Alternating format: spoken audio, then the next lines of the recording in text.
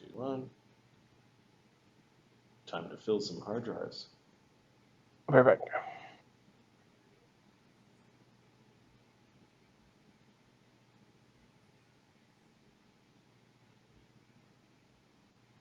Greetings and welcome to Die Drunken Die presents The Titan's Gift Season 3 Episode 26. I am your DM and host Marty, joined by the full Seattle crew tonight. How is everyone doing? It's been a while since we've played. We've had some outings beforehand, or in between, but how are you guys doing? Woo! Yeah, doing all right. Good? Fantastic. Eating dinner, so if I'm chewing, excuse me. All right. You're a very quiet eater. Yeah, I'm just trying to crush as much of this Thai food as I can, as fast as I can. That's all right. Yeah. But I mean, things are good. This is the first time we're all seeing each other since we had a barbecue at my place, you know? So it's been a while. We'll definitely repeat that. That was a good barbecue. That's Well, it. Indeed it was. I don't think anybody went home hungry. That's always a success. Nope, definitely not. That is true. Any updates for the stream? What have you been up to in the last few weeks? I finally finished Moby Dick. Spoiler alert: the whale wins. You read Yeah, the book? Yeah. Yeah, I just finished the book. I've been playing this game. Iron Harvest has been my new Vidya game, which is real-time strategy kind of thing. Steampunk World War One is basically the game, so that's been kind of fun. Steampunk World War One. Interesting. Yeah, so you get like mechs and stuff. It's kind of fun. The first campaign you play as like the Polish, which is my people, so it's nice to play as the Polish versus the Russians. You know. Yeah, that's mostly what's been going on. Living the dream and all that sort of thing. Not back in your house yet? No, that happens next month according to the schedule. So hopefully we will get to go home sometime and we can move out of this rental and I can stop living directly next to the highway. Gotcha. Max, how are the doggos? Oh, Max is frozen. I think that's what happens when you push pause or something. Matt, how are the kitties? They're doing well. Yeah, they're enjoying life. Hanging out in the catio every now and then, tearing around the house, occasionally hopping up and demanding snuggles. All good stuff. As is their right. As indeed. What games are you playing? Man, not much lately. I sort of paused Elden Ring and haven't really picked up anything else yet. I've been pretty slammed with work. Let's see. So yeah, we're in Canada for the summer, which is good. Got sort of a bunch of things set up and got some rest and hung out with Adam and Mark and in person this weekend. So that was a lot of fun. That's pretty cool. Games. I realized that my mod for Wrath of the Righteous allows you to add more characters to the party. So I've got a party of 9 instead of 6. I went a little crazy, a little overboard. So I restarted yet again. I've got restart-itis with this game. I'm just never going to finish it, apparently. It's like, ooh, this concept. There's just it's Pathfinder, basically. It's 90% Pathfinder. So, yep. Yeah, I played a little bit of this game called, it's an older one, Warlock, Master of the Arcane. It's kind of like Civ 5, but fantasy style. They have a sequel. I'll wait for it to go on sale on Steam. But it's like you're founding cities, moving armies around, and you're playing this archwizard. So every once in a while, you get to rip off like a massive spell or something on the level of like realm spells. Which is pretty fun. Paradox game too. It's a Paradox game, so it's done well, but it's definitely over 10 years old. Oh yeah, Yep. 2012. It was on sale for like $4, and I've played it for some like 50 hours already, so it's still. Those sales are great. Those Yep. sales are great, especially when you can get something that. And like a couple of weekends ago, I bought. Steam had a Steam sale or 50% discount on sale on City Skylines. So I ended up buying that, and I've been watching videos of how do you build a great city. Like Yeah. I'm watching what Are you mayor of Terrortown or what? Neil, how much time have you spent building highway interchanges, my friend? Didn't leave enough room. according to City Planner Plays in Biffa, not enough. Never enough time invested in the interchanges, my friend. Yeah, so I'm at the point where like I've played it a bit and figured out how it works, and I've watched a bunch of videos on all the different content packs and DLCs that you can get, and just to sort of you got to know how the game works before you can actually play it efficiently. So I'm actually looking forward to doing that. I've installed a few mods, and so you can control the roads and say this is a two-way exit or a one-way. Like I did a bunch of stuff, but I haven't done much with it yet. But I'm really enjoying it. Like on the plane, I watched a bunch of videos of people building stuff and being very creative. I'm like, okay, that's pretty interesting. I want to try that. I tried it maybe about 4 or 5 years ago, and my cities ended up always being really shitty.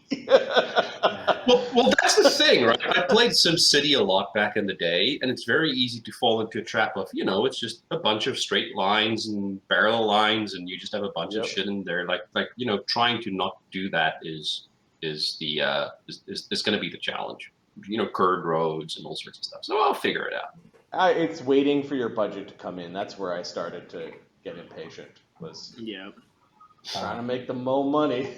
I had a good one. I think it was up to like 120,000 pops, and then a natural disaster just destroyed the whole city, and so I just never turned the game on again. Time for I Mayor to think I retire. did something very well to avoid that. I did not buy the natural disasters DLC. You can turn them off. You can definitely turn them off. But it was disheartening at the time. Max, what are you playing? What's going on with you? What's going on with me? I bought a house. Nice. All right, cool. I been playing a lot of Magic the Gathering actually since Battle for Baldur's Gate came out. Excuse me? Where are you playing this Magic the Gathering? A couple friends of mine have been we've just been buying packs and doing some like limited drafts and stuff like that. So it's been good. I'm right here, Max. Are you a big MTG player, Luke? I definitely don't have thousands of dollars of Magic cards in my garage right now or anything. Just like nobody's touching them. Yeah, I set down a sort of hard and fast rule: no constructed. I'm not going to get sucked into that again, but I'll sit down and do like a draft or a sealed or something like that. So that's been fun. Since the new set came out, I kind of got addicted to Commander, so played a lot of that over the last couple of weeks. Before that, I was playing. If you're ever late at the table, buddy, I mean, there's other people you can call to fill in for you in a pinch. All right. Do you play Commander? I've played a lot of Commander, yeah. Nice. Okay, I'll hit you up. And before that, it was V Rising. But literally, I put an offer in on the house, closed, did all that stuff since the last time we played. That's how long it's been. It's crazy. Nice. Congratulations. Thanks. When you move in, have you moved in? Is this the house? No, I'm downstairs right now. Okay.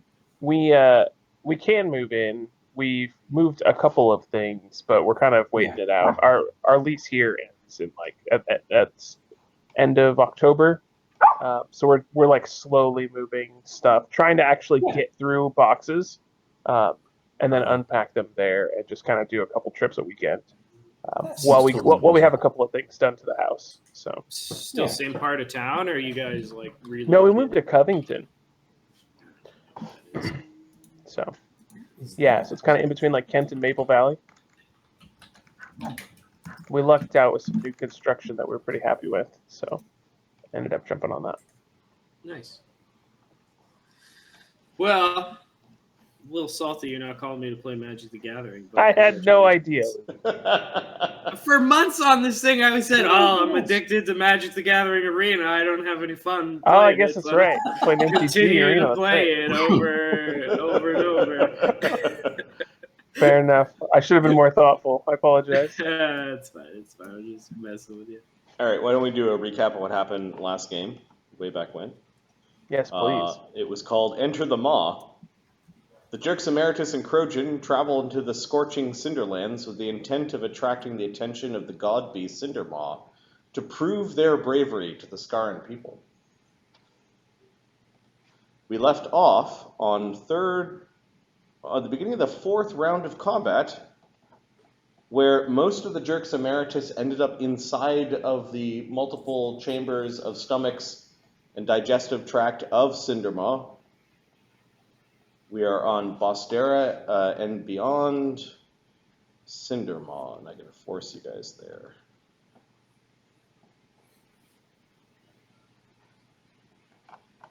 Zephyros, Makarnom, Bukerbeck, Pharisee, and Tech are about to break into another chamber, while I think Crojan and Thurgus are still in the mouth area.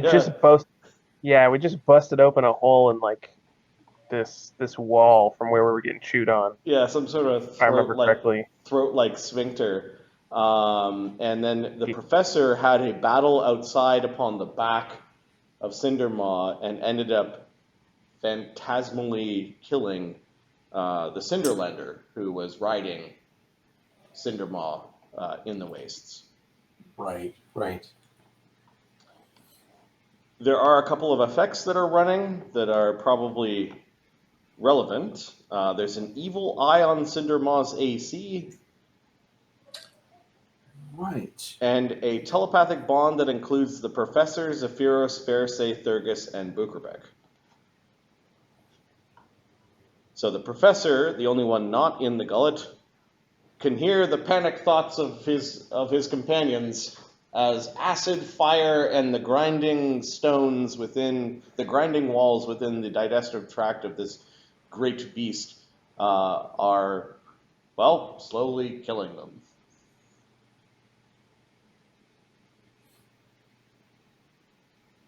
I think we're just going to jump right back into initiative. Thurgus and Crojan. Crojan's looks like he's bleeding.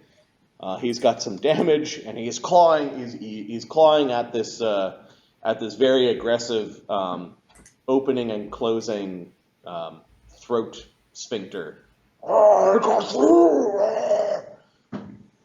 Yeah, we gotta get to the other side. I'm gonna cast Channel Vigor and use haste effects on myself, Okay. and then just haul ass forward. Is Crojan also flying? That's a great I question. think you carried him through I'm the pretty mall. sure I carried him. Okay. So right now, I'm it looks probably like yeah, here. okay, that's fine. Yeah, he's scratching at it as you're kind of holding on to a harness that he holds his weapons. And I still have a fly spell, so let's see here. No, you guys In are my- you guys are on fire, I think. Yes, I have protection from energy fire, Yep. so I need to take 4d6 off of that, I believe. Yes. We'll do 46 off you and Crojan. That's 19 damage. Okay. I will add that note. Minus 19. I'll take it off Crojan as well. Puts me at like 64, I think. Oh, 66. Okay. Yeah, so I'm going to cast Channel Vigor, and then I'm just going to carry us in. Okay. Flying forward. The next chamber is, it's moving. It has these very large stalactites, stalagmites, and whatever you call the things that push out sideways and at odd angles of great inner gizzard stones splashing acid, and through the steam, you've got dark vision. I do. Yeah, it just opens up. You can probably see to about here. Okay. Yeah. I'm hasted fly. So what's that? 90 feet. 90 feet. Yeah. I'm just gonna go 90 feet straight forward. Something like that. Okay. Drag Trojan with me. It's gonna get hot in here. Yep. We just got to catch up to the others. Flames kind of just trailing off of you. It's almost like a lantern oil flame with the protective barrier of your abjurations, keeping you from taking any damage. It was a little bit of a wiggle to get through these membranes. Do you guys have freedom of movement on or not? I do. Okay. I don't know if he does. He didn't, but I you're basically dragging him, and it doesn't slow you down. Okay. All right, so that was one move. Well, it was a standard action to Standard to do the vigor. cast. To cast Channel Vigor. Oh, looks like someone tore that one up ahead. Well, let's hope we can make it in time. That's it for me. That's 3 actions. I gotta get used to the 3 action system again. Holy crap. Yep, Cindermaw. Cindermaw is definitely moving. Professor, remind me again how you're staying attached to Cindermaw? I think I'm flying up here. Flying up there and you're just holding on to him? I don't know if I'm even holding on. I think I was just flying. Okay. Are you staying in the same spot on Cindermaw? Are you attaching yourself in any way? Or are you just letting Cindermaw kind of flow underneath you? For the moment, I'll probably stay where I am. I want to spend whatever next round, like looting and grabbing this guy's stuff before it falls and gets crushed by Cindermaw. So I'll try and stay in this area. Okay, so the the Cinderlander's body is still affixed to Cindermaw. Mm-hmm. So you're gonna have to stay with him to catch up. Yeah, I'll try and stay Okay. with him as Cindermaw moves. All right, give me either a CMB check or a climb check as you're trying to grab a hold of Cindermaw to stay. I'm gonna give you a +8 to your roll because you're flying. You don't have to get all of your gravity. You're not hanging by gravity. You said CMB? Yep. All right, that looks to be a little better. 1d20 plus 7 plus, you said 8 for flying? Mm-hmm. Come on. 34? Nice. Yeah. Okay. So you grab a hold of one of the edges of a big plate and just dig your hands in. Is the crawling claw out or not? I think it is away in the pouch still. I don't Okay. think I've used him for anything. All right. Actually, yeah, I think so, yeah. Cindermaw is moving. There is a chance that he might try to go under the sands. Let's see. Higher the number, the higher he stays out of the sands. 2. Okay, Cindermaw is currently, it looks like he's raising up and then he starts curling down like he's going to dive beneath the sands.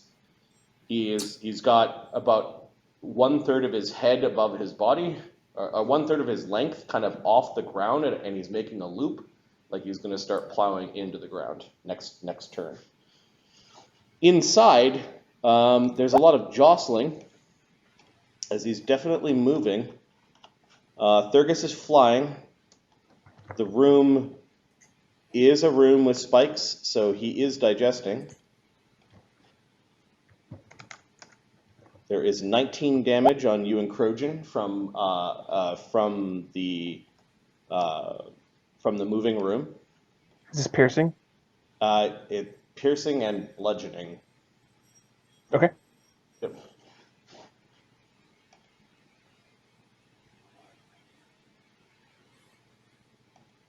Call that 9. I'll take 10 off Stone Skin. Yes, Cindermaw does not have adamantine DR. Okay. Is Noted. that all of the folks inside here? Yeah, for those that are at this, at the end, there is a little bit of damage being done. You're kind of not in the middle of the room where it's splashing. Each of you takes 7 in this little nook. However, Tech does take the full 19. Okay, cool. I'll add this to Makarnon, 3, and I'll add it to Bookerback.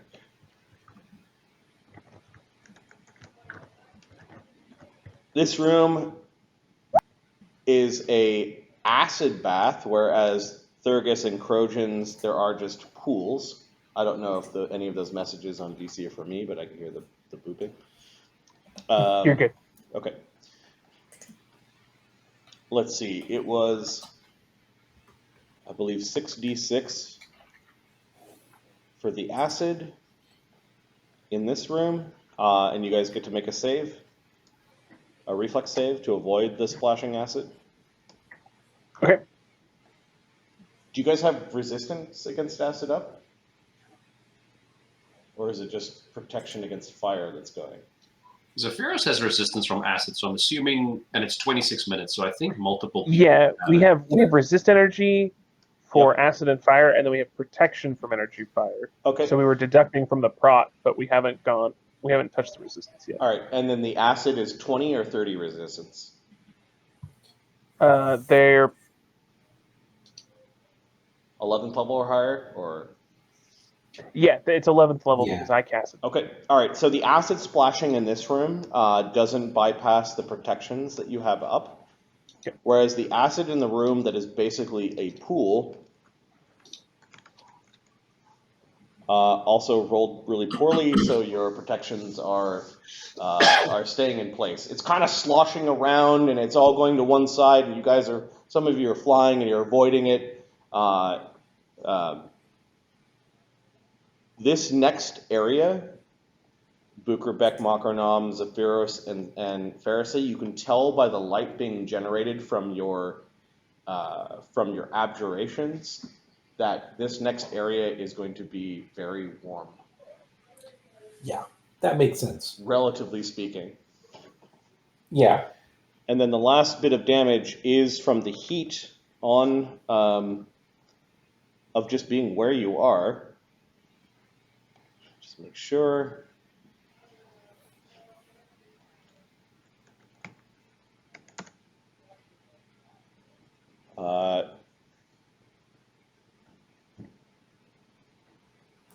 That is 27 fire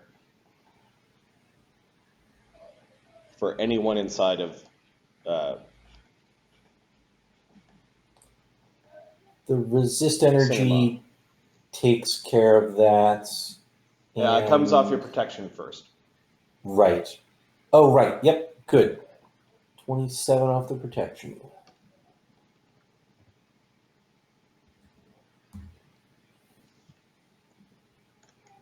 It is running out rather quickly.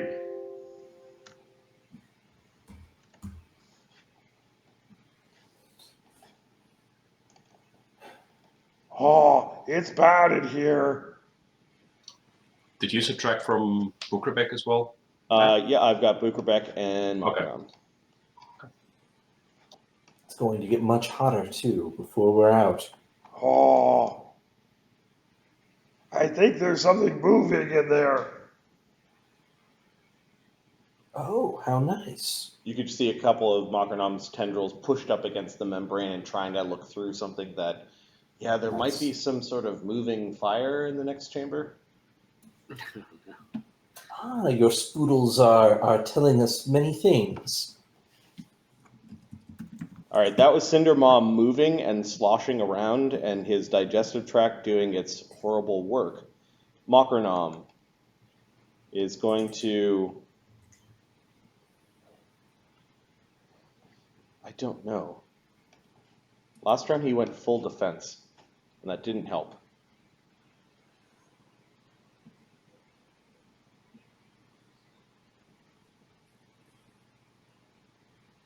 He still has fly on him, right? Yep, I think he's just holding on for dear life until we get somewhere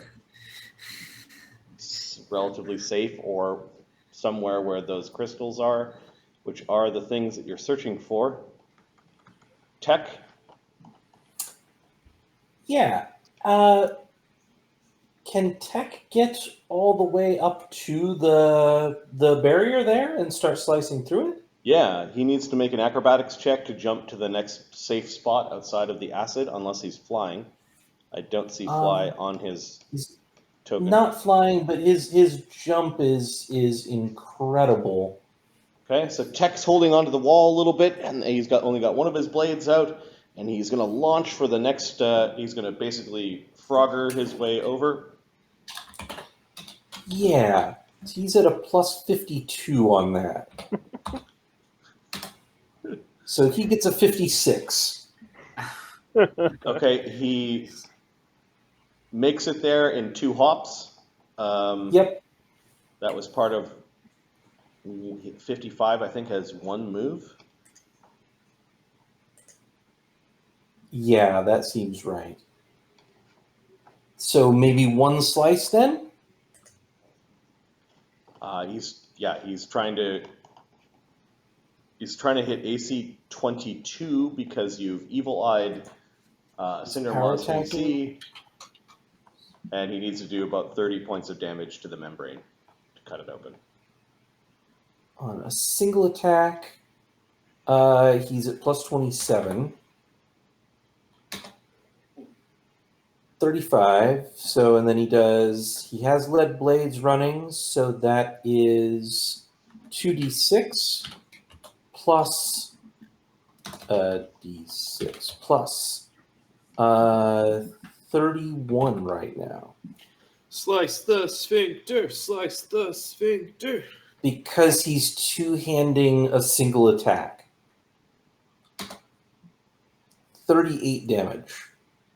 Okay, with a single attack, he slices through the membrane and is able to get into the next chamber. The next chamber indeed has moving things in it that look like they are independent life forms that live within Cindermaw. Of course there are.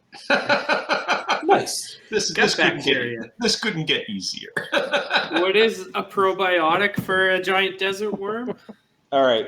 The other things in the room are these massive sacks that appear to be filled with fiery-headed larvae. Ooh. About the length of Thurgis's leg. Sorry. So the weird sacks are here, and it appears that these worms might be the adult versions of the things in the sacks. And they look like worms whose heads end in cones that are made out of pure molten metal. Ooh. Ah, nice, nice. The sphincter on the far side of this chamber is basically the entrance to a blast furnace. Yeah. Oh, God. It keeps getting hotter and hotter. And you can start to see what looks like at the edges of the blast furnace, almost like they're growing from the heat. These little nodules that almost look like partially formed nuggets or crystals. These reddish kind of crystals along the back half that look like they're getting bigger as they go into the blast furnace.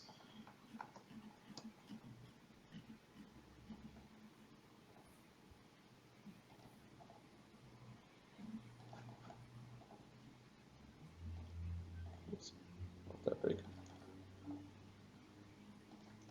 All right. I'm going to add cinder worms to the initiative.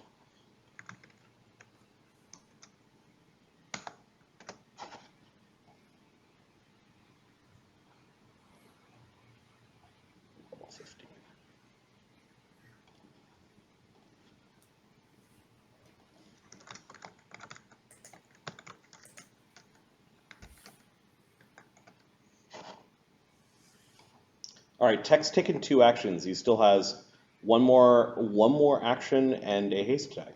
If you guys are hasted, I'm not sure. We are hasted. Okay. Right, that's right. So that was a single move to jump the full distance there. Yep.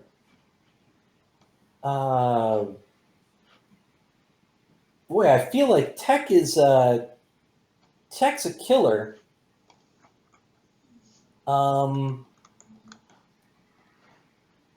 Let's move in.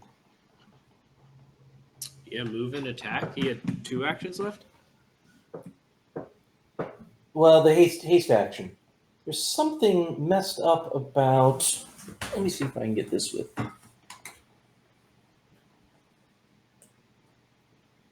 Yeah, there's some field here that's stopping me from being able to move the token. Weird. Huh.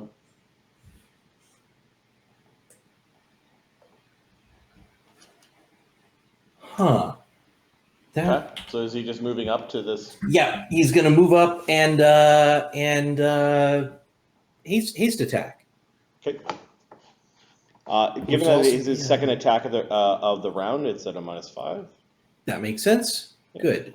So we will do 1d20 plus 22. Sorry, let me get the sheet up here. Yeah, 22. Good. All right.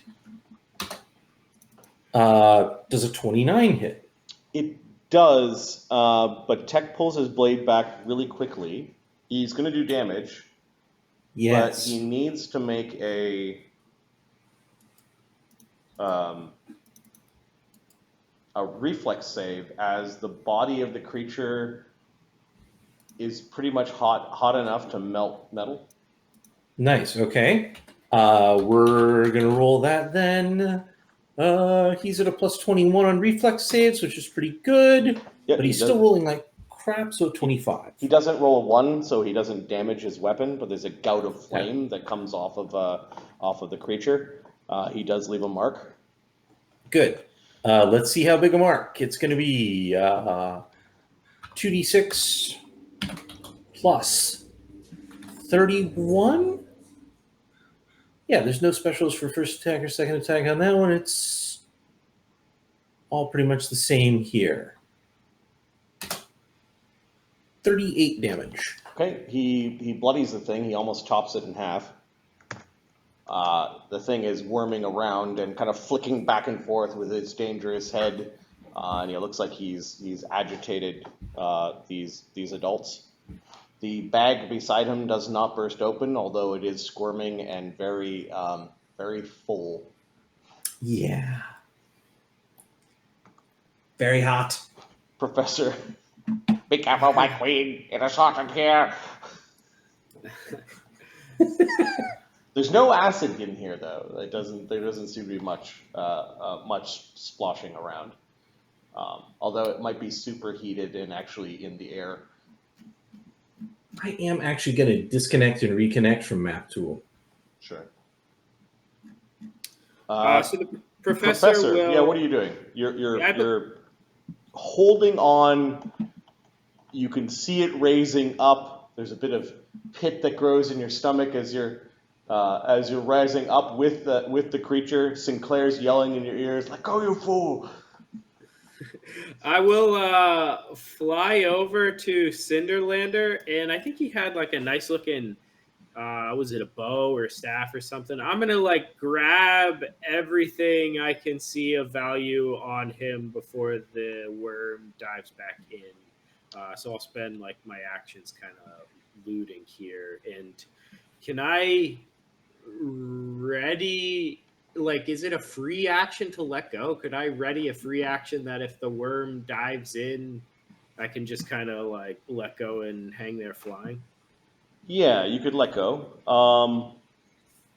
As a ready, you could ready to let go. That's fine.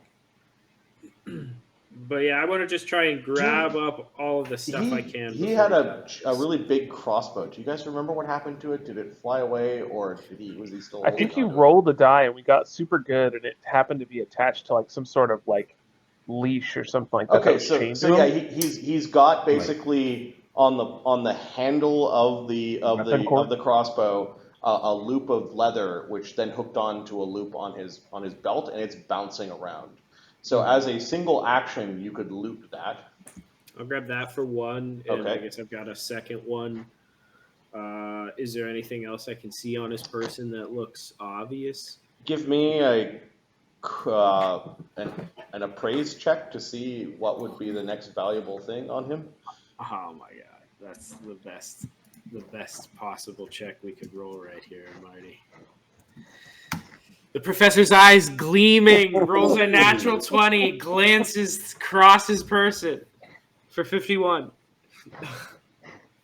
While at first it didn't look like much, you saw the inside of the collar. It's his cloak. Try and And tear. after you saw the sand elemental or the golem kind of go away, you think the cloak might actually be related to some sort of sand magic. It seems to be like producing sand as it's whipping through the wind, and like there's a trail of sand coming out of it. Okay. That's probably the most powerful thing on him. The obvious things would have been rings, his battle axe, maybe an amulet. His boots look really nice as well. But the thing that caught your eye was the cloak's so magical it's producing its own sand.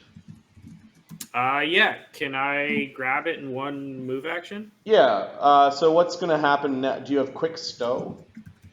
Yes. Okay, so as free actions, you're actually stowing these things on you.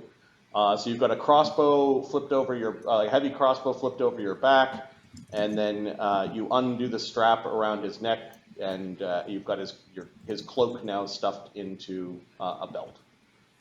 Okay, I'll just put that on loot and treasure, magical heavy crossbow stored on Henry, and magical cloak from Yep. Cinderlander. He has other things. Give me a sleight of hand or a CMB check, because you jostling the body and grabbing things might actually change his condition and how firmly attached he is to Cindermaw.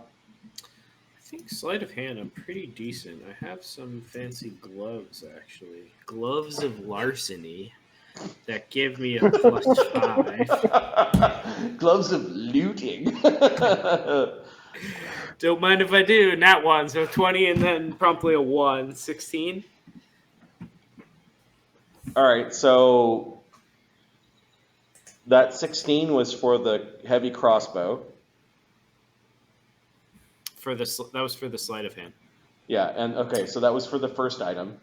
Yeah, he's no longer got his feet completely planted after you wrenched the heavy crossbow away. He's just sort of like thumping, and has this rope attached to a spike that he was using to ride Cindermaw. And then on your second one, you're actually trying to grab his cloak. Yep. D20 plus 15. 28. You grab his cloak, and his body is just simply thumping. You think something fell off of his belt as he was hitting the side of Cindermaw, and it just tumbled off into the desert. Might have been a wand. No, Or a spell component pouch or something. I'll say in the magic, or in the telepathic one, no, I'm dropping loot in the desert. We're dying in here! All right, Bukerbeck. Let's see what Bukerbeck can do.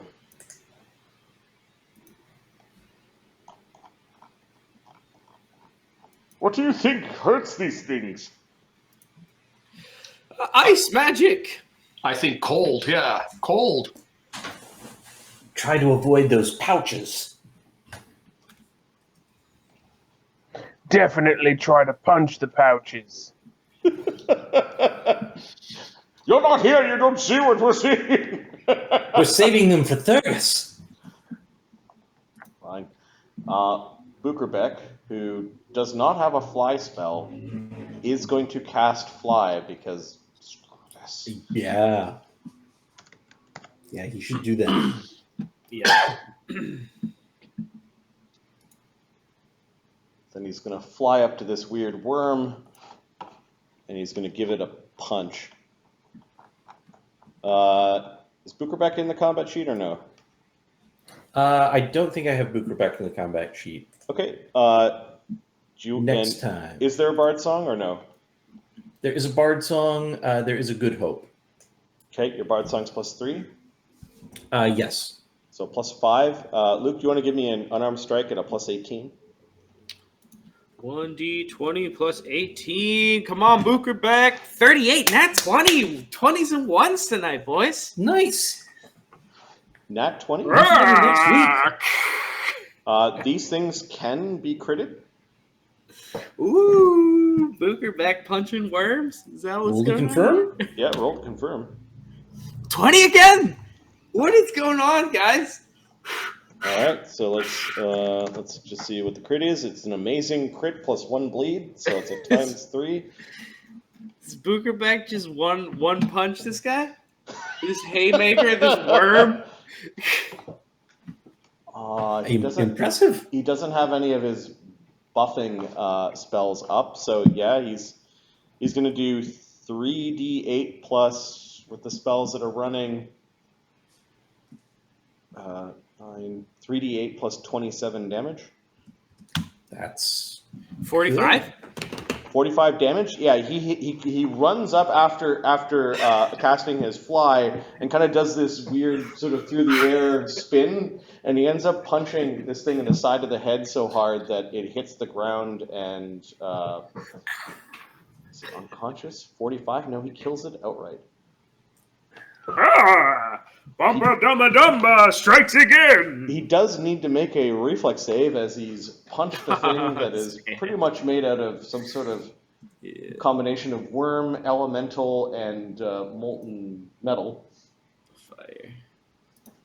What's he at? Reflexes. His reflex looks like at +2, +10 plus good hope, so 12.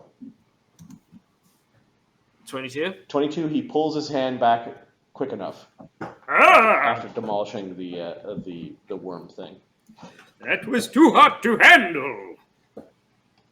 All right, the cinder worms. They're going to approach. What is Tech's reach? good question. He doesn't have long arm running. Okay, well then, I don't think there are any AOs then. I don't think so. All right, Tech is getting attacked twice. Bukerbeck's getting attacked once.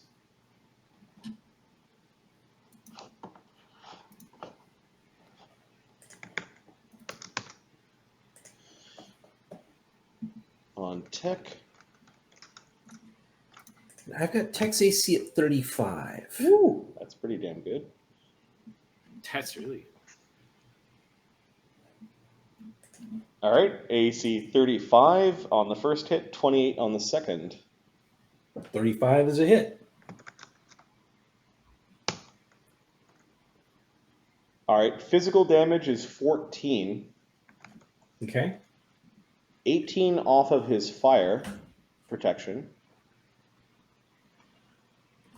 And then he has to make a reflex save, or this molten beak is actually going to start to puncture and ruin his armor. Ah, okay. His reflex save's pretty good.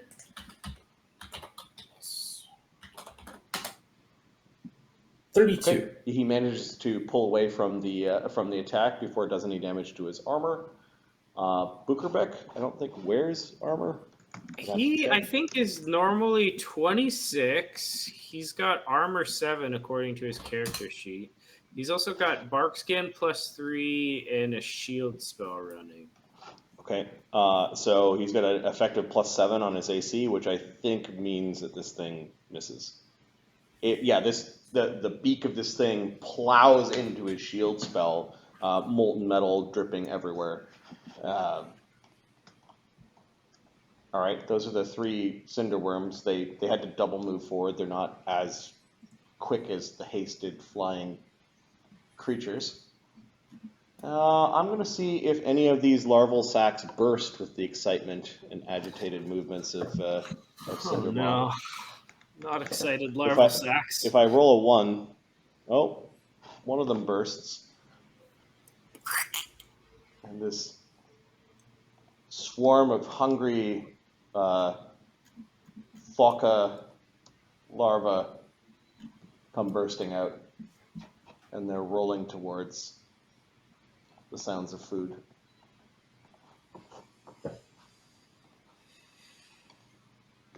Zephyros.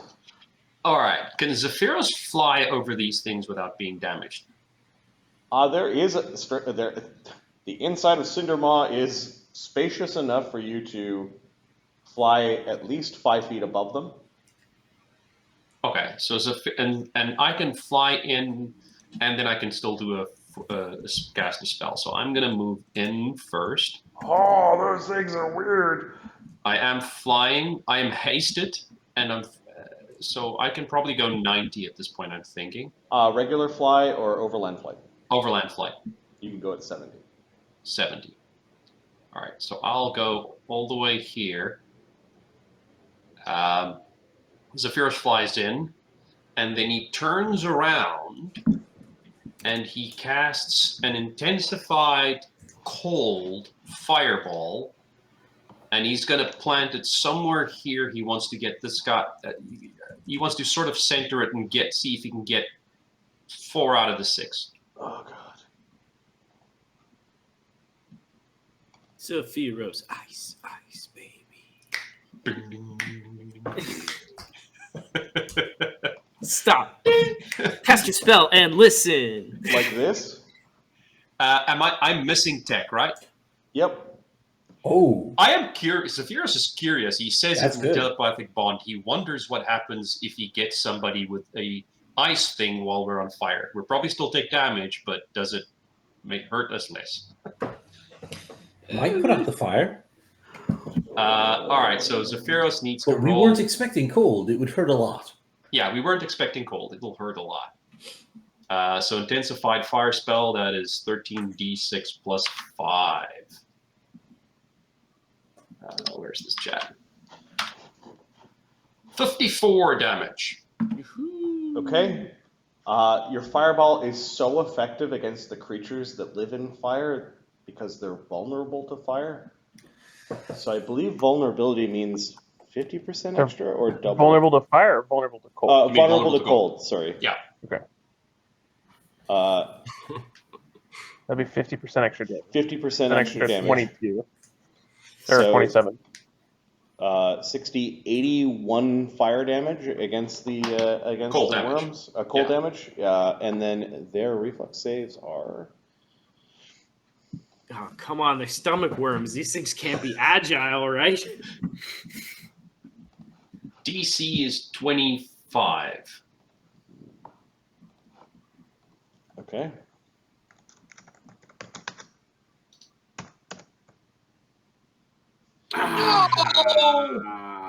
One of them makes it, and we'll take. Let me just make sure that DC, but I'm pretty sure it is 25. We'll take 40 damage. The other 2 absolutely explode. Yeah, that's what I'm looking for. Just the flash cold inside this very warm place. Tech needs to make 2 reflex saves, and the Thaka needs to make a reflex save. From shards? From shards of explode. Okay, so that one took damage. Did you double check the Yeah, the DC is 25 unless I spend a fortune point plus 2. I don't think you can spend fortune points on DCs. Yeah. Okay, these 2 things explode. Little bits of their molten bodies go flying, almost as if the cold just touched it and they just ripped apart. These swarms are not going to have a fun time either. Are the swarms vulnerable to cold? Yep, they're the same species. So do they take double damage? They take double of the. Oh. They take 50% extra and then 50% extra again. So they're taking. They're rolling against 121 points of damage. Reflex saves. They both fail. Nope. So the sack explodes, the swarms explode, and there is a definite rupture in the room, as you've also done damage to a lot of the interior lining of Cindermaw's fire belly. Mm.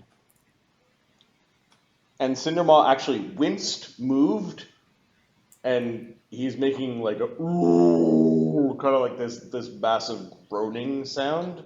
I think we're giving him indigestion.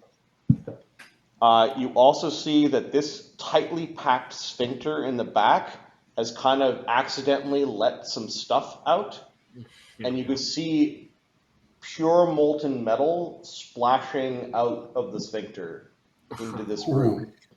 Oh, God. Brutal. That's a new kind of nasty. That is the new kind of nasty. You get the sense that it's going to maybe puke to flush out what you did into this room. That makes some sense.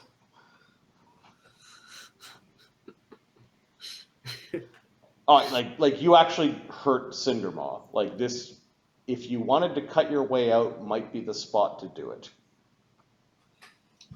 But this is not the spot to do it because we're looking for those crystals and we do not see them yet. Pharisee. Oh. It is very violent in here, my queen. I'll wait for just a moment then. I will Evil Eye Cindermaw's saves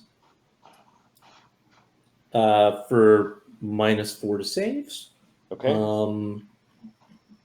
DC on that is 24, but he's very likely to make that, and then I will cackle. It's a will save, right? Yeah. Yeah, he makes the save. He rolls a 17 on the die. So, let's see here.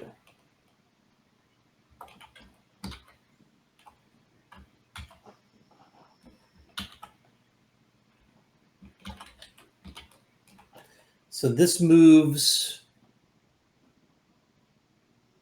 Fortune up.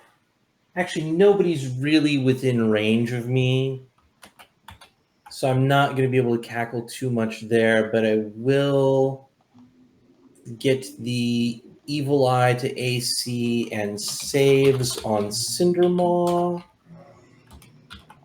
and that moves out around. That is a standard and a move. So that's the digs.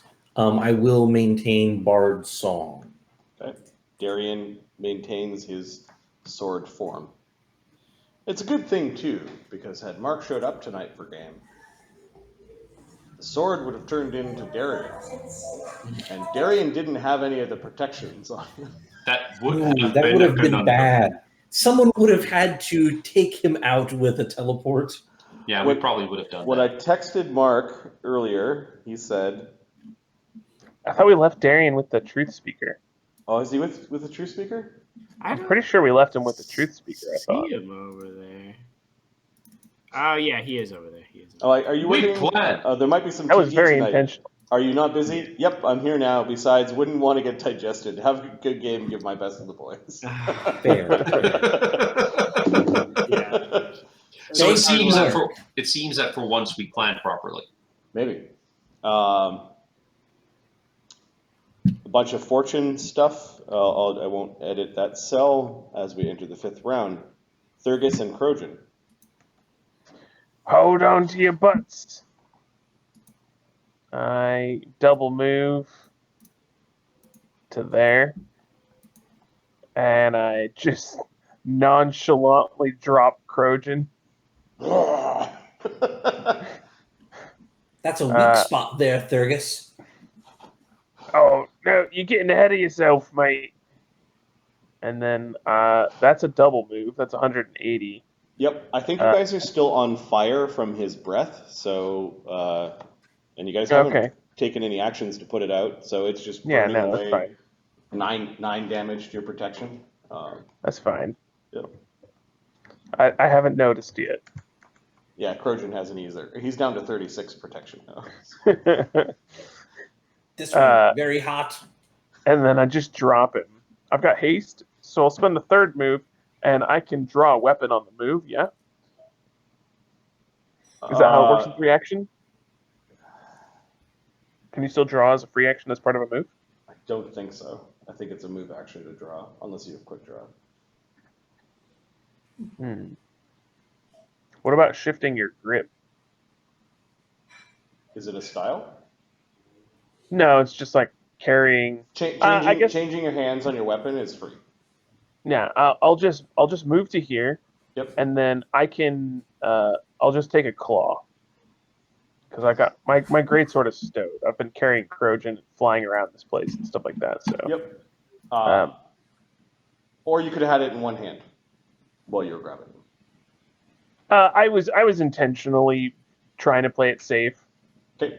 I secured the greatsword, and I'll just take like a quick claw at this thing. There's this horrible sack. All of the creatures are still inside the sack, although it's with the blast of air. It's almost like some of the creatures got turned into little shards of metal as they exploded everywhere, and you can see a couple of holes in the sack where like these larval lava worms are kind of flowing out like sausages. Does a 33 hit? Yeah, the sack, you rip through the sack and you're effectively doing damage to both. Yeah, I'm just ripping it open with my claws. Ah!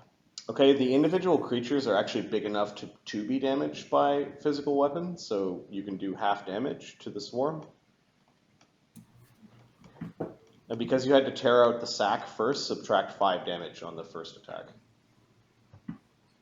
Okay, so 5 off the top or 5 after half? 5 off the top and then half against the swarm.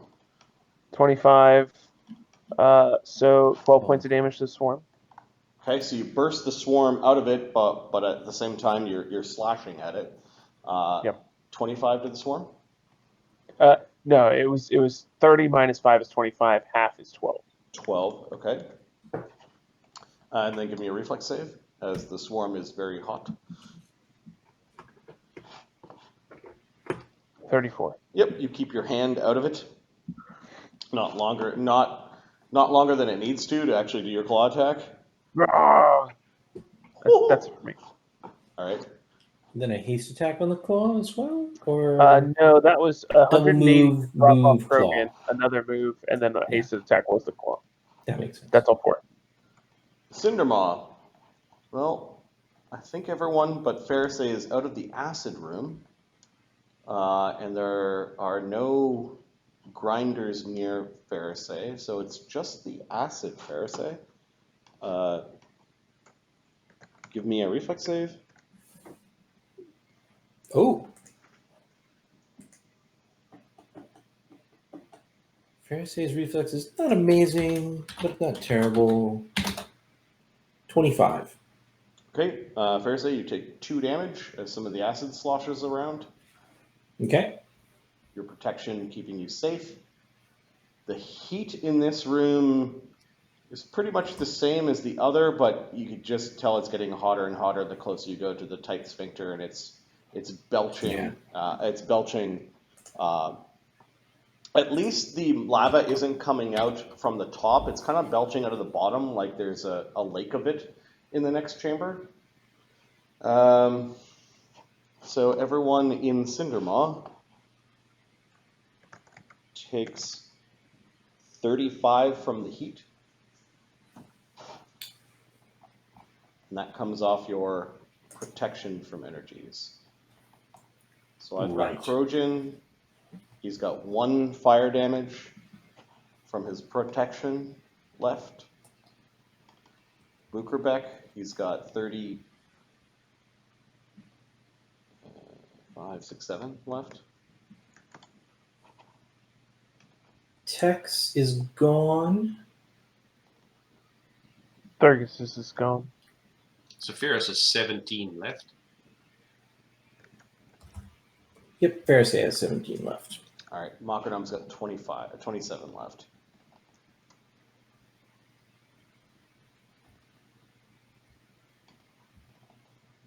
Okay.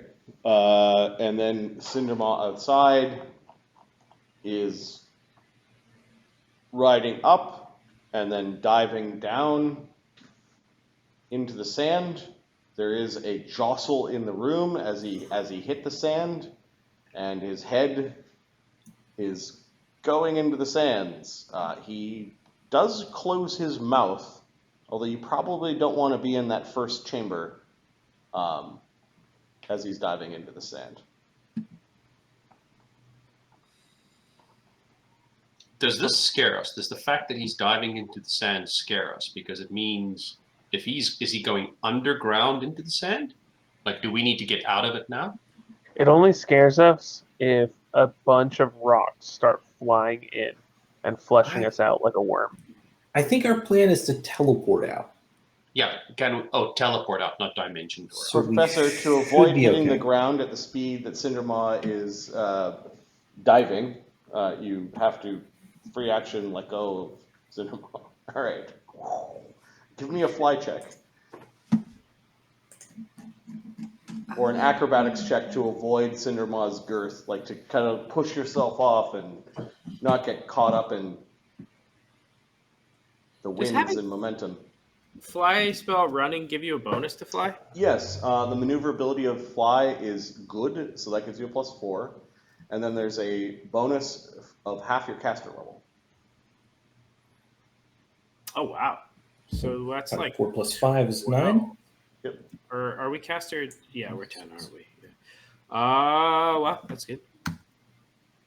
29. Yeah, you deftly launch yourself off of Cindermaw and kind of use the momentum of the fly spell and arc away from him, so that you're still at 200 feet in height, but you're off of Cindermaw now, and the Cinderlander's body just disappears into the sand. He gets smushed somewhere beneath the sands. And so he's like kind of swimming in. So there's That's right. maybe still segments passing underneath. Yeah, me. only about a third of him is actually in the ground at this point. There are still several hundred feet of Cindermaw that are visible as he's diving into the ground. Mm-hmm. Got it. So he's still kind of pretty close to casting range. If I was to try and hit him with a spell or do something, If you were to try to cast a spell at Cindermaw, yeah, sure. think that'll work. You think I could just easily break through whatever this beast's SR is? Yeah, do me a favor. Make sure it's a ray spell. He is, of course, an emissary of one of your gods. You know that this is one of the Titan's pets. Yep. Yeah, I do know that. You know, Okay. it would. The last Probably- Titan pet went down like a chump, so it's probably fine. I think only Thurgus had enough oomph to kill that pet, though. I mean, I did it's some fine. hallucinations on the last Yeah, one, and I yeah. basically just got a slap on the wrist for that. You know, just So incurable. just disintegrate karma, it. You know. Oh, are those the crystals? And Makarnam's pointing up at the roof where some of like the little crystals and there are slightly bigger nuggets, and you get the feeling that they might be growing where the heat is most intense. One more chamber. Or 2 for me. Oh yeah, Cindermaw. So Cindermaw's body is reacting to the intense cold where there shouldn't have been, and I think it's opening up the sphincter, and there's all sorts of lava being splashed.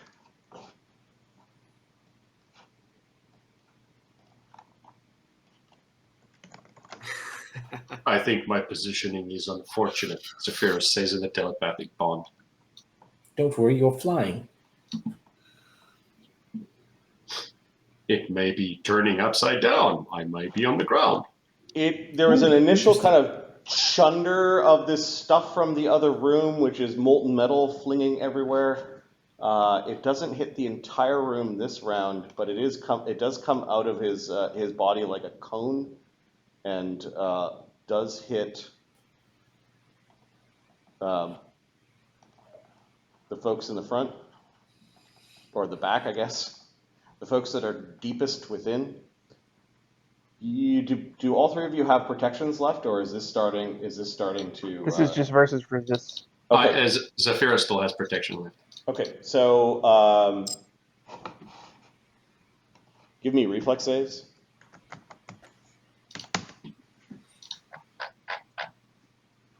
And then I'll roll a 30. reflex save for 30. Do you have evasion? I do not. Okay. Thurgus, your protection's gone. You have enough resistance to resist the 17 fire damage, so your second layer of abjuration spells are now working. I'm so prepared.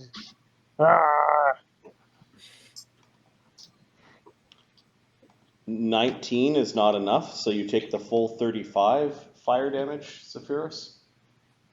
So about half of it is going off the protection, right? Yep. And the rest gets totally taken care of by the resist. Yep. Okay, so I just moved to 0 at this point. And then Mockernam, he has evasion with good hope. Mm-hmm. He rolls a nat 20 and just buries his way halfway down Zephyrus's backside and avoids getting splashed. These nat 20 tonight. These nat 20s are awesome. Yeah, yes. a lot of them. I'm going to roll a perception check for the party.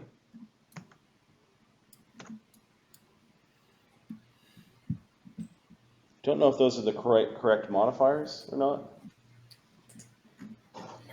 What are they currently? Zephyrus should be plus 12. Wow. I should be plus 29 plus because 17, of the sacred bonus from the tattoo. Yeah, Zephyrus should be plus 17 also because of the sacred perception.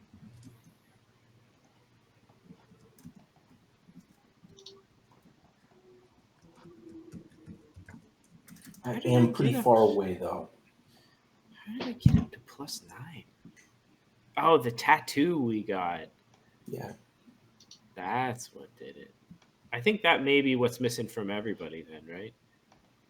That's part of it. I've also got heightened awareness running, and I've swapped over to my Death Watch, or not my Death Watch, my Eyes of the Eagle, and I've got all kinds of Inquisitor stuff going on. Okay, does anyone get above 30? Yeah. Should we roll ourselves here? No, I just rolled. Yeah. It's like Christopher, Thurgus for sure, Pharisee. I got a 33, but I'm the furthest away. Thurgus is like a 53. Thurgus, that's not supposed to be here. First off, you see the crystals. They're growing just inside this furnace where there's where there's this big lake of very molten substance. You're pretty sure that the glands along the walls of this room might be where some of his fire breath comes from.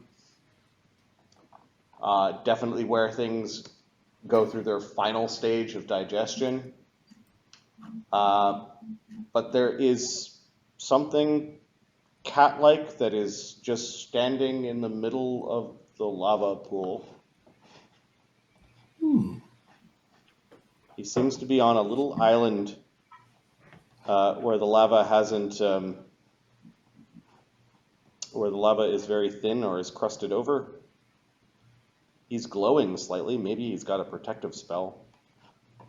But he looks very out of place and looks quite aware that you are here.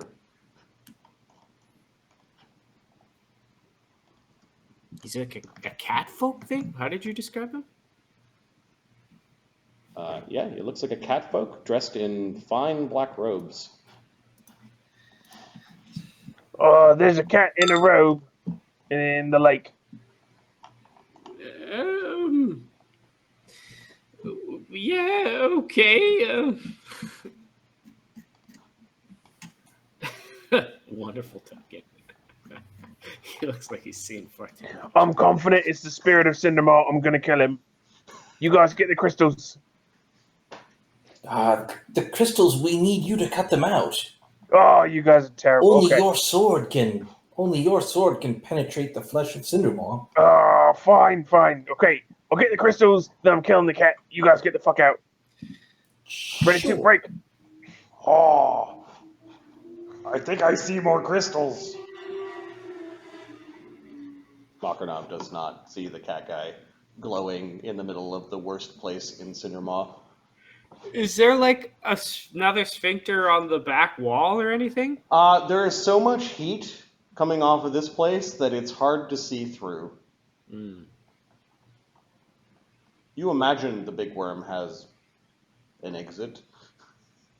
I was gonna say, yeah. Is this molten lava the last of Cindermaw's Taco Bell meal from the night before?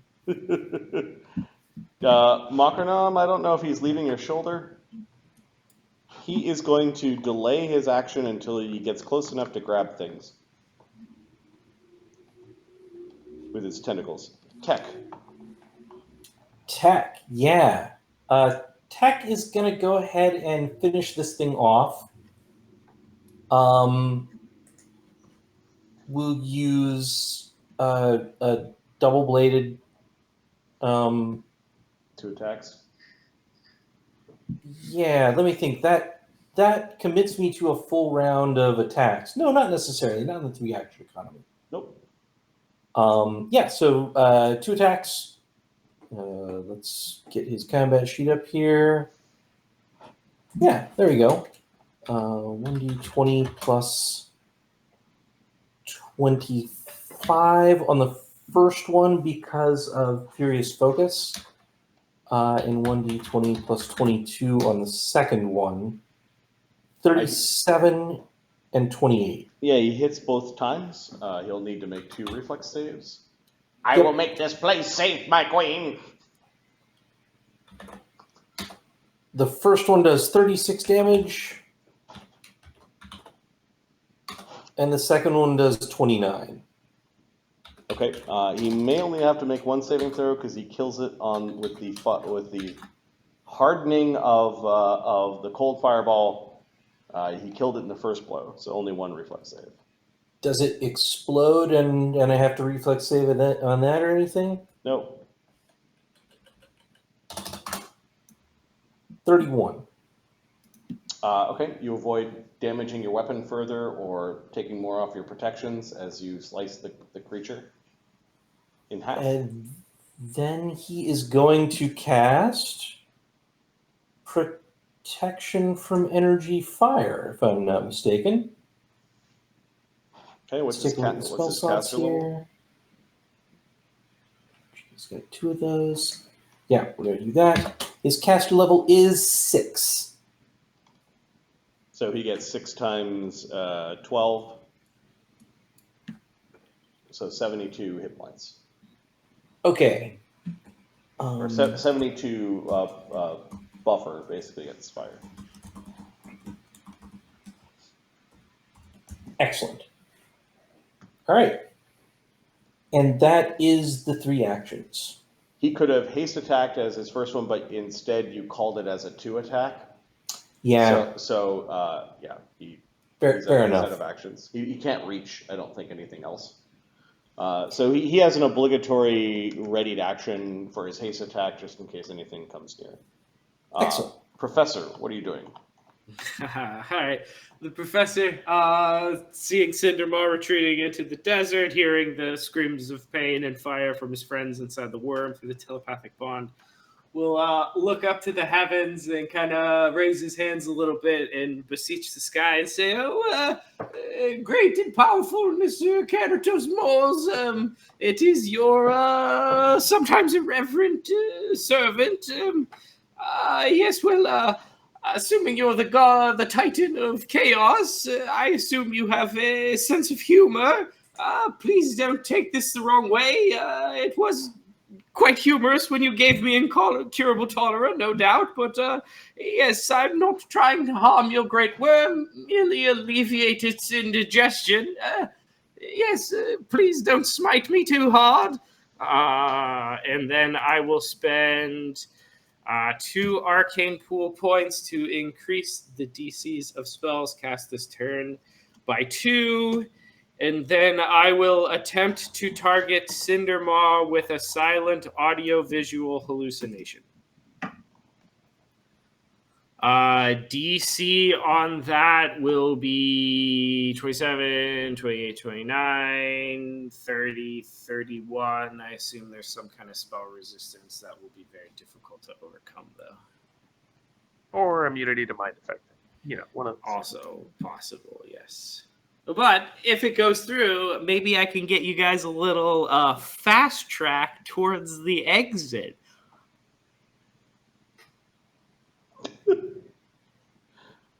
Okay. We'll see, though. We'll see. Maybe Carnitos Morris has some digestive advice for his pet worm, Maybe it's better out than in. Oh, Maybe. So Cindermaw has just the tiniest amount of intelligence. Which means that he's not mindless, which means that unless that is listed, he is not immune to this effect. That's good. That's a start. I assume there's ways to go still before you can just make the giant desert worm hallucinate. It's the first time you guys cast spells on Cindermaw. I have to check something. Did we, Matt Fairsay, hit him with a hex on saves, right? Yep. -4. That is how Pharisee rolls. Yeah, I know. We've got a note that he got hit with -4 to AC. I don't see anything about the saves, though. Oh my goodness, he's not. It's He definitely did not. saves like last round. Yeah. It's not listed, but it's on him. Cindermaw does not have SR. Oh, no. Just spell reflect. That's all. Just a lot of hit dice. Okay, what's the DC of this? I believe, let me just double check. It's 4th circle, 27, 28, 29, 30, 31 DC, and he is at a -4 from a hex. Okay, so he rolls 35. That's pretty good, yeah. I don't think there's anything I can do to With the overcome -4, he can fail on more than just rolling a 1. Yeah. He can be affected by mind-affecting spells, yeah. Well, it sounds like it fizzles. I don't think I've got anything to increase that by another 4. And he's so big that you don't know. You just don't know. Like, he's not flinching. He's not giving you any ideas. What's your sense of motive? Pretty shitty. I'm not a very perceptive guy. Sense motive is +4. What was this thing going to do? It was going to be an audio-visual hallucination that was going to take the form of Carnitos Moors. He was going to hallucinate his dad had showed up to tell him. In Cindermaw's way, or in the sky, or just in general in his head? In general, it's audio-visual, but just to get his attention and tell him that in order to alleviate the indigestion, he should evacuate his great and powerful bowels. Okay. You don't know whether it's working or not. Any movement in there? Any outward digestive flowing? There's lots of panic thoughts. Not that I inside. can see. And for some reason, they keep on mentioning Catman, and there's a bunch of confusion by the people that didn't see him, and Thurgus is going to kill him, but he needs to get the crystals. Yeah, there's some strange talk. Well, I will keep trying then. Right? Anything else? I think that'll be it. That'll be a swift and then a cast. I Okay. think that's my 3. Bucherbeck? I don't know if Bucherbeck's gonna start attacking the sack that is not broken. There's a decent amount of actual damage on people nearby. That's a good idea. So he's gonna move to a communal spot within 30 feet. And does he have channels left? Maybe. Kind of hoping so. All right. He ends up getting this larval thing, and he doesn't have any way of excluding them, but healing a thing that isn't damaged, it's not a big deal. He will channel positive energy. He's going to exclude Cindermaw. Oh, that seems reasonable.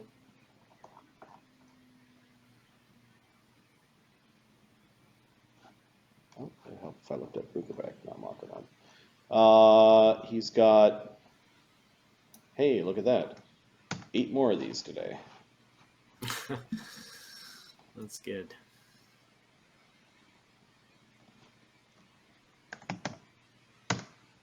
He heals the party for 20 damage apiece. I've got Bucherbeck and Markadon. I've got tech. Oh, more light! More light! That feels good.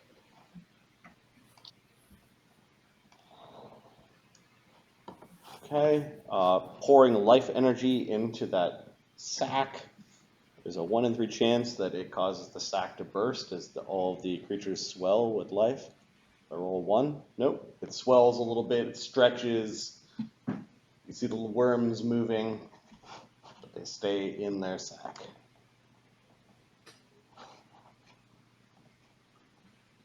Cinderworms. And this is a perfect place to breed Thokwa too, isn't it? That's fantastic. Right. I'm like, what's gonna live in there? Yeah. These things come swarming out, hungry for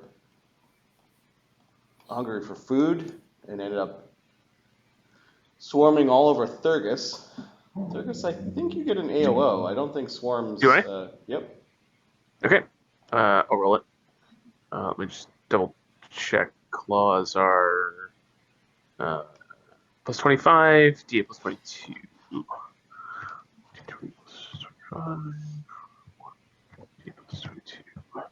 28 to hit Hits. for 26 damage. Half of that, so we'll call it 13. 13 is 25. This thing is still going, although you've killed about half their number.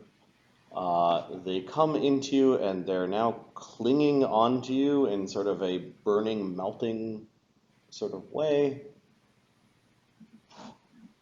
Just the pure damage is 16. 16 fire, bludgeoning, what? This would be bite damage, so I think it's. Oh, bludgeoning, piercing, slashing? I think bites all 3, yeah. Yep.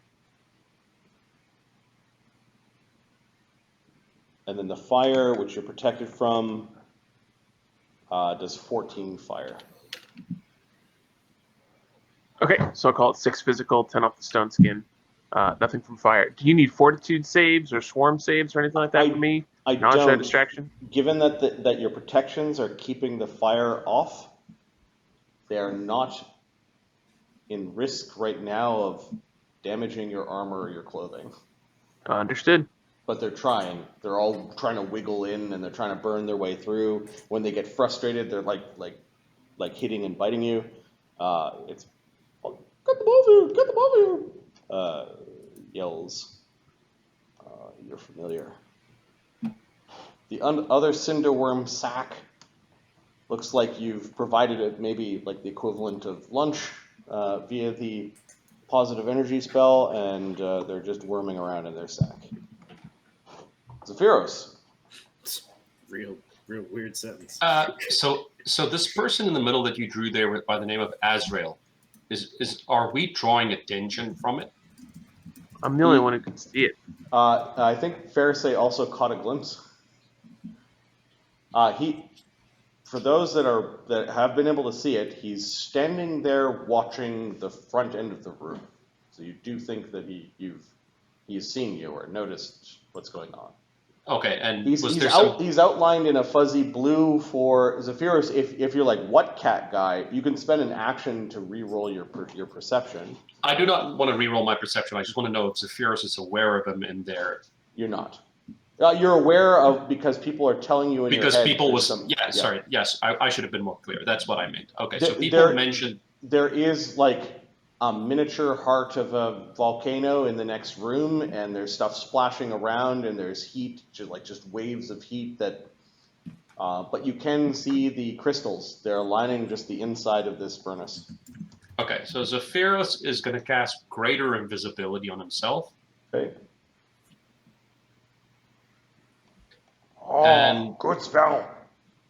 And he's gonna leave Mokranum here for the moment. He doesn't want Mokranum to come with him right now. Okay. Because Mokranum's going to be visible, Zephyros doesn't want to be visible. So Zephyros is going to try and see if he can move into this room. He's going to try and see, so I can move 70, so he could probably move up to there. But he's going to be cautious. He's going to first test and feel the heat when he gets here. Because this was open to spew fire, it's actually just difficult terrain, like it's a squeeze for you. So every 5 feet is 5 feet extra move. Okay, so I could probably get to somewhere around here, reasonably speaking, I'm assuming. Sure, yeah. That's 60. Yeah. Yeah, that's 66. So we could get there. Zephyros could get close to the crystals, but Zephyros is not just going to go in. He's going to, when he gets to the squeeze, he's gonna suss it out and see, will he actually be okay if he enters this room? He doesn't know if there's going to be too much heat in there and he would die. Zephyros, you rolled a 17 on your perception. The DC was 30, even with the distance that you still don't see the guy in the island. So when Zephyros gets to the door, does he get a sense that he can actually enter this room safely, or does he get the sense that he should stay out? There's too much heat for him. There's a lot of heat in here. Do you have any of your protections left? I still have. So still left is resistance from fire 30 and resistance from acid 30. Okay. It is challenging the resistance from fire 30. There's a chance that you may actually take damage in this room. Your abjuration's blazing as strong as it can, and you're starting to feel heat. Okay, Zephyros will attempt to enter, but if he takes damage, he will use that as a signal to either keep going or turn back. Okay. Well, no damage yet. So he's gonna keep moving until he gets to that point that we said. Yep. So that's a move. Okay. And he cast a spell, so that's the end of Zephyros. Okay. You have a haste attack. If Zephyros has a haste, he's going to try and use his blade and see if he can get some of his crystals off. So you're going to attack some of the crystals along the side of the cave? Attack crystals along the side of the cave. All right. And he doesn't even care about picking it up himself. If he can just loosen crystals for other people to come scavenge, that's good too. All right. Give me. Given that you're attacking a thing and not a creature, just roll damage.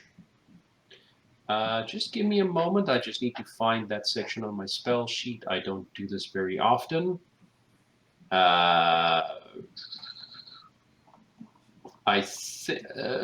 Would this be a single-handed or a two-handed attack?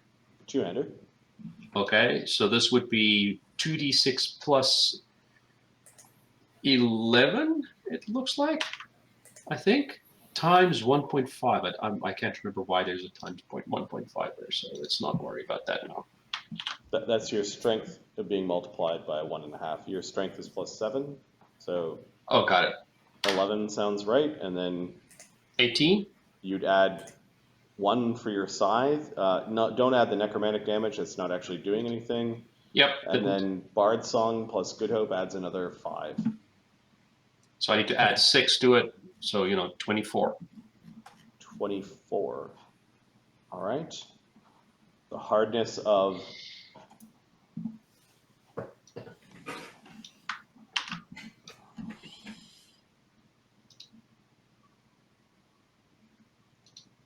the DR of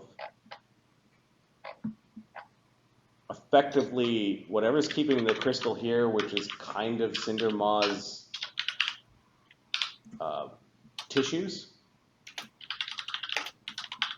has DR that you're not getting through, and you do 4 damage to the wall. Zephyros tells everybody, okay, I tried, I'm not getting the crystals loose, but that's the end of Zephyros. I mean, you chipped like some of this black hardened substance that is kind of holding on to one of the crystals. You're like, that big one looks good. Your blade reverberated in your hand, and it was just the mighty inspiration of Pharisee's spells that even allowed you to do any damage. This didn't work. It's gonna take you're gonna have to. You might have to like start mining. Yeah. Just stand there, chop, hope for a lucky shot.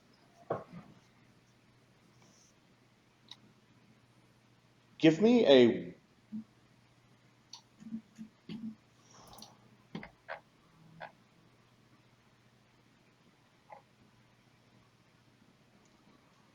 a wisdom check. A wisdom check. You will be very proud to know that Zephyros sports a fantastic +0 wisdom. Okay. I have something to tell you no matter what you roll. That's more than a lot of wizards I know. So 15. Well, you weakened some of Cindermaw's flesh a moment ago with a cold spell. But pouring cold water into the heart of a forge is very dangerous. I see. Yep, I'll just leave you with that. I may not have told you the second part if you rolled low. Dangerous for that cat. All right. Zephyros tells everybody that on the telepathic bond, saying, "Hey, I just had this insight." Pharisee. Yeah, I know a lot about forges. You should just throw that ice ball on top of that cat and turn him into a sculpture. I'm going to move. What cat? Yep. I'm going to cackle. I'm going to maintain Bard Song for free. Yep. So I got 1 action left and a haste attack. With the action, I am going to... I'm going to check and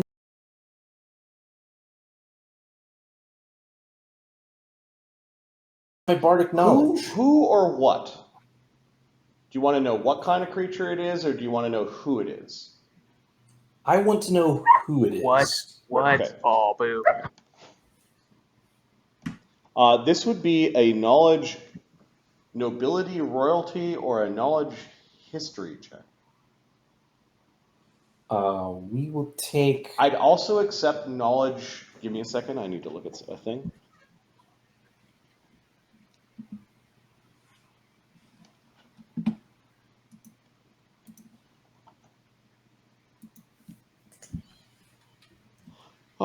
It could be a knowledge local grand station. All of these are essentially the same for me. And then the last one could be knowledge arcana. The one that you decide to roll will give you a different type of information. Sure. I'm going to go with knowledge nobility. I'm going to use my bardic knowledge to take 20 on this. Okay. And so I have a... actually, it's a little bit better than this. Knowledge. Let me make sure I get this right. History. You said knowledge history? No, that's the one I'm going to compare it to. Oh, I see. Yeah, knowledge nobility, 42. So All right. I would like the answer to life, the universe, and everything. Yeah, nice. His title when he ruled over Grand Station was the Regent of Midnight. His name is Azrael. He's also known as the Arch Traitor. During the time of the rise of Kazavon and the fall of the Sambasta kings, Azrael was playing power politics to gain the upper hand over his enemies, and ended up convincing Kazavon that he should rule over Grand Station before it was actually Grand Station, sort of in Kazavon's name.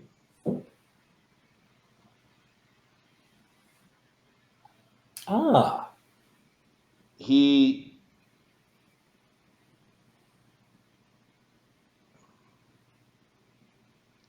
The Patrian sovereignty assumed power after Kazavon's fall, expelling remnants of Kazavon's government, including the turncoat Azrael. You, with a 42, know that Azrael committed many atrocities while he was under Kazavon's rulership, but may have also shielded the populace from some. Definitely in his later years and before he disappeared,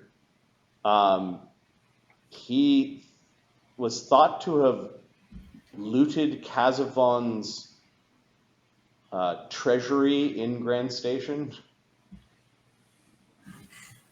and was never seen again.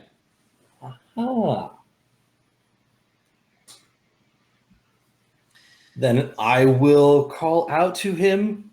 Azrael! You thought that, like, the people of Grand Station think that Azrael the traitor returned to his people. But you know that his people thought he died in Grand Station. Like, he disappeared. Azrael, who ruled in the stead of Kazavon. How nice to see you. It looks like you're somewhat trapped here. Perhaps you've been betrayed by your lord? Maybe we can help you with that. He coughs a little bit. So they try. They try to absolve themselves of sin.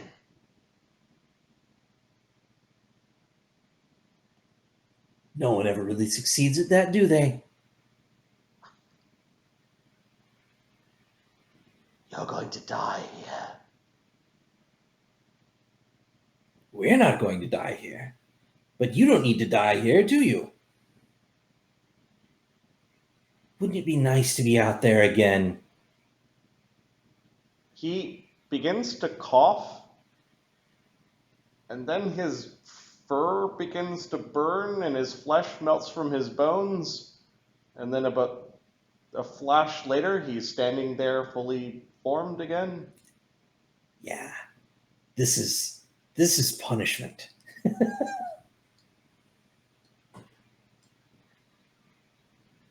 Why don't we take a few crystals while you tell us how you got here and how we can help you get out?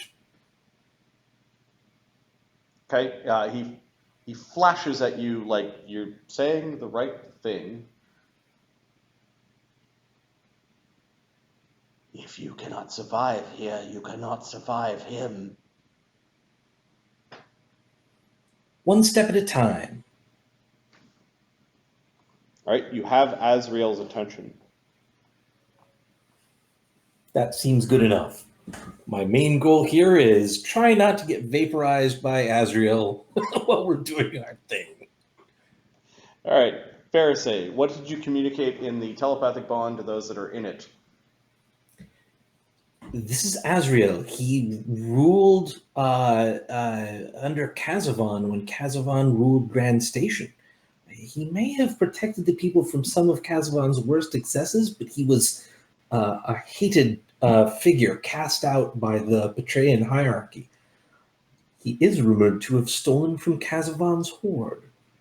So that's probably why he's stuck here being punished forever. Did you say Blah, loot? blah, blah. This is exposition. Give me my glory. And Zephyrus asks, did you say loot? Stolen? Yes. But he is getting burned up eternally in the stomach of this great beast. So perhaps he's been found out. Now, he probably knows an awful lot about Kazavon. An awful lot. That's a Titanic or Olympian punishment if I've ever heard one. I would say so. I guess he's not getting out of here. If you get us some crystals, I'll see if I can figure out what binds him. Krojan and Thurgus. Crojan's just gonna move over to this thing and just like, Start tearing into it.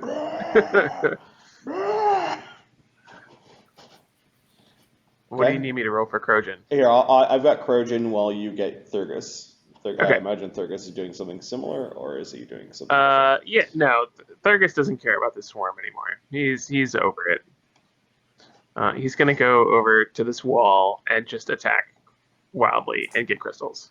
Yep. So you can see a section of the wall where there's a number of good-sized crystals. You're pretty sure if you damage the underlying globular, almost like cast iron-like substance, like poured iron-like substance, you might be able to get a number of crystals free. So And are you attacking the same section as Zephyrus or a different section? Yeah, I'm gonna show him how it's done. Okay. So I'll send one move action. Just to be clear, you can't see me, right? I'm greater invisibility. So I have Zephyrus the will invisibility. Okay. I'm an inquisitor. I see everything. I have like plus 50 perception. Even if you were invisible, I would literally see into your soul. I can see the shame covering your body as you fail to cut through this crystal. I literally see everything. Zephyrus is naked. Zephyrus is naked. All right, I'm gonna power attack. Oh, I also heal for 5 because of my judgment. And then I'm gonna free action rage, and I'm gonna smash into this thing twice. So it's a single move to move in, move action to draw the greatsword, and then I'm gonna make 2 attacks. And I'm just gonna mess this thing up. Let's see here. Oh, good lord, terrible damage. Plus 37. Good Jesus. I missed Thurgus. First hit is a nat 20. Yeah, you're just 57 doing hit. damage. You're just doing damage against basically I'm solid just objects. doing damage. Yep. Can the crystals be crit? No, you don't even have to make attack rolls. You're making you're basically sundering. Okay. You're breaking All right, then- objects right now. Do you just want damage then? Yep. Okay. So I'll make 2 attacks. 1 and 2. 120 points of damage. All right. across 2 attacks with an adamantine +5 greatsword. Thurgus, amazingly enough, the insides of this creature, you're not bypassing its DR. The Okay. DR of Nice. Cindermaw is 20 epic. Nice. 20. Nice. I bypassed 20 epic because my weapon is a +6 sharding. It has more than a +6 enhancement bonus. If it's traditional epic. Yeah, where did the +6 come from? So it's a +1 sharding. Hold on, let me pull this up really fast. Yep. The blood sickle is a +1 sharding. Yeah. It is a one. Yeah, +1 sharding. So it's 2 enhancement bonus. And then before I moved into Cindermaw, I used Warrior Spirit to increase my enhancement bonus by my weapon training. So it increases to +5. So Right. +5 plus sharding. And Warrior Spirit is not like Greater Magic Weapon. It actually adjusts the enhancement bonus of the weapon for the purposes of bypassing DR. Does Warrior Spirit say up to a maximum of +5 enhancement, though? So Warrior Spirit takes me from +1 to +5, and my +1 from sharding is a total of +6 for the purposes of DR Epic. Okay. The wording on DR Epic is the total weapons enhancement bonus, including modifiers. Yes. So afterwards, we should have a look at Warrior Spirit, because I think it does have text in there that it maxes out enhancement bonuses at +5. It does. It's my weapon is +5 with sharding. I think it means the total enhancement bonus of a weapon can't be enhanced past +5. I guess my question is this DR Epic as in like Yes. traditional 6. Epic? Yes. Okay. I'm not arguing that +6 breaks Epic. What I'm saying is that we'll check later, because I think because I just finished making a character that was a shadow fighter, whatever, the Doom Gloomblade. Gloomblade Magus with Warrior Spirit. I was trying to find a way just to like redonkulous put pluses on, but I kept on running into the maximum enhancement bonus +5. Anyways, I'm fine with this. You're doing so much damage even with the -20 that you ruin the section, and 2d3 crystals of suitable size fall out. Yeah. Do you want me to roll it? Yes. There's 1, 2, 3. It's only 3. All right. 5, So 6. there are 3 hunks of crystal that are rolling around on the ground. That's it for me. Okay. Yeah, you've cleared that one section of crystal. You have plenty of sections within reach, but there are 3 that are on the ground. Cindermaw. Oh no.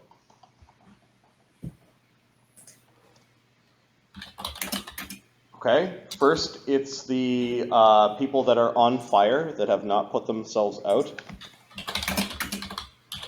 You and Krojan take 22 fire damage. Okay.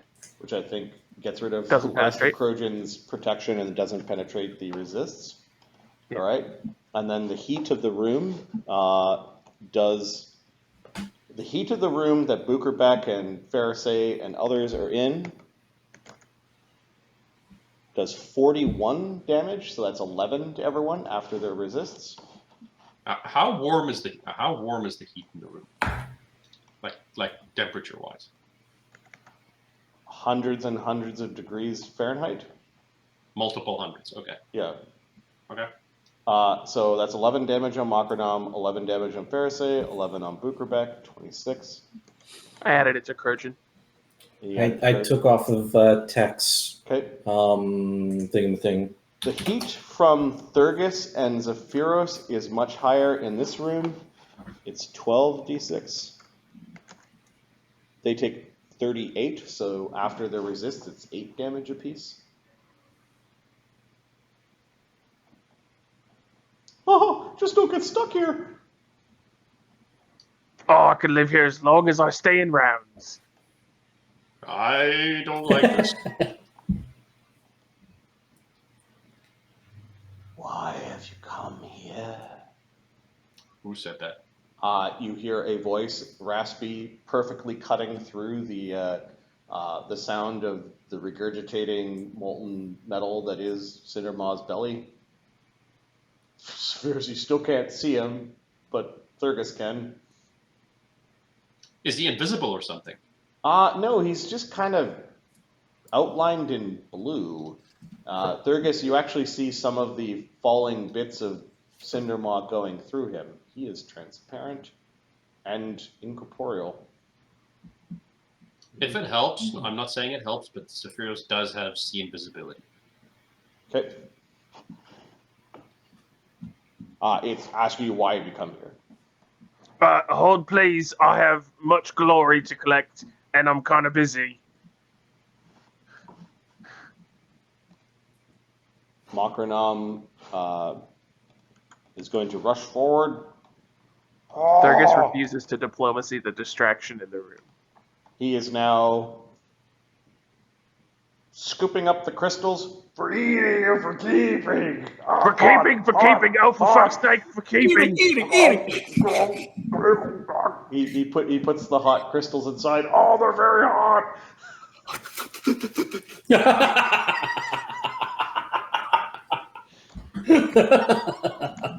They'll cool Yeah, down. we've all been there. But Makranam does take 8 damage just from eating the hot things. He does have endure elements, if at all. That helps him. Like maybe if the crystals are slightly cooler than the temperature of the room or something. Okay, they're going to cool off rapidly. Now they're rolling around in a Makranam belly. Apparently he drank a lot of water beforehand because he's got steam rolling out of his mouth right now. It's nice. Was the JE door still on Zephyros when he went in, and does it immediately burst into flames? No, well, it's part of his equipment, so technically no. Not until Zephyros dies does all of his equipment start, like, just melting. That's not Stay today. alive. Yep. We're not losing that door. Yeah, exactly. That's a reason to live right there. All right. I forgot. Krojan did 45 damage to the swarm, -5, which is enough to disperse this swarm. The other one, however, is still around. He just ripped it apart. He was just chucking these worms all over the place and chewing them apart. He did a full round action. He will make some reflex saves, however, to avoid taking damage, but I don't think they do enough damage, no, to get through his resist. Tech's turn. What now, my queen? Look out for the swarm. Yeah, he's gonna move up to the swarm. Haste attack it. Okay. Come on, buddy. Attacks. The haste attack's going to be this single attack here. 20 plus 27. 44 presumably is a hit. Yeah. 2d6 plus 31 for damage. Is 36 divided by 2 is 18. 18. Nice. 18 is 35 over 40. He disperses the swarm, but not before he needs to make a reflex save.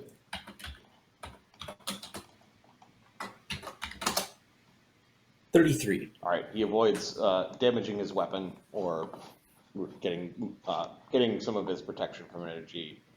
Get us a couple of crystals, Tech. So Yes, my lady. 1 move plus haste attack. And then I think, let's see what his movement is. Can he go 55? What is his basic movement here? He is a fast bug. You only get 20 of the 20 of the haste, so he moves at 70 currently. Yeah, so that's easily enough to be a single move. So he single moves here He takes. He chirps a little bit as he enters the room because it's like, I don't know how it could get any warmer, but there's like an even more intense blast of heat, and he's got his antennae kind of tucked down on his head. He's going to take 1 attack then against a crystal blob.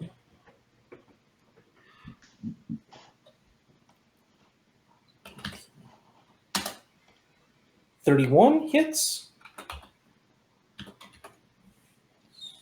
Yes. He doesn't have to roll against the crystals. Just does damage. Oh, okay.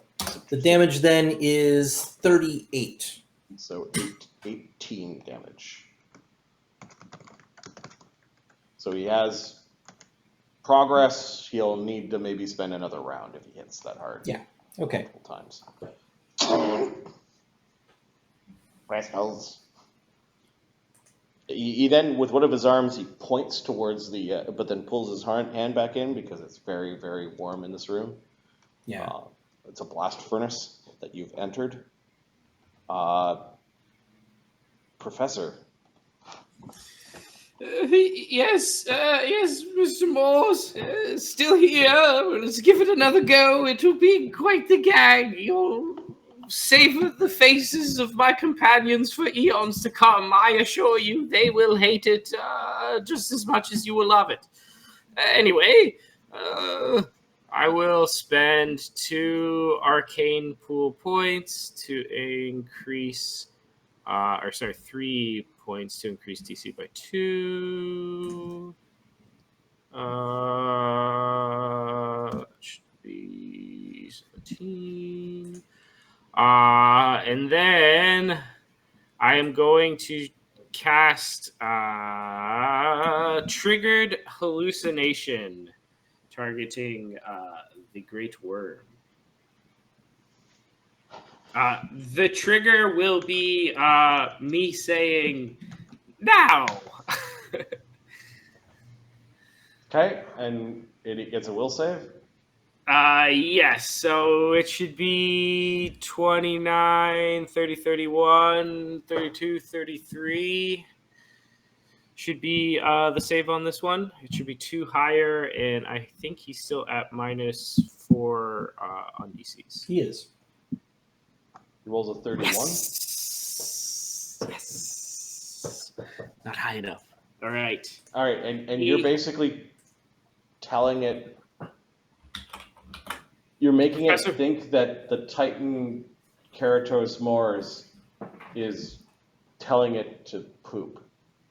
Yeah, it's going to be basically come back up to the surface and poop. Just let it all out. That it will relieve the digestion. Tummy hurt, poop, feel good. I assume the worm is really dumb, and whatever language the worm understands is just the basic feelings of... It's about to get dumber, too. Yeah. Okay. I'm hoping I can clear some of that, like, molten liquid, which I assume is just like sandworm diarrhea sitting here in the last rectum, damn near killed him, of this sandworm. And hopefully, if he lets it all loose, it might bring that temperature down a little bit for you guys, and maybe you'll see a little exit. And I would love to see you guys use that emergency exit. Just right through that cloaca, I guess. Yeah. Just really nailed that D20 there. I don't know if that's good or bad. It's probably Don't either. probably not good. All right, Booker Oh, back. that's Asriel's initiative. Oh, you didn't answer him. Might be a little cranky. All right, so who do you want Bookerbeck to heal? I think he's just spending his time trying to keep people alive. Crojan's not doing great. Farisay missed the last one. I wouldn't mind getting a little bit of that. All right, he Action. will.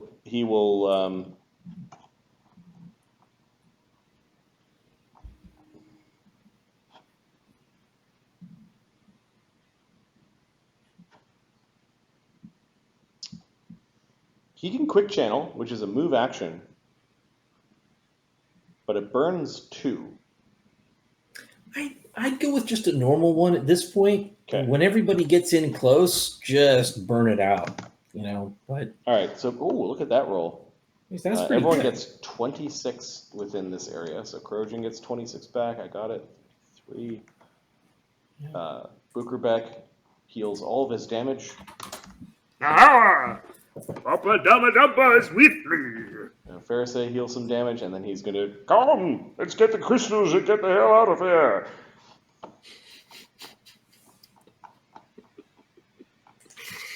But unfortunately, we are too far away to heal.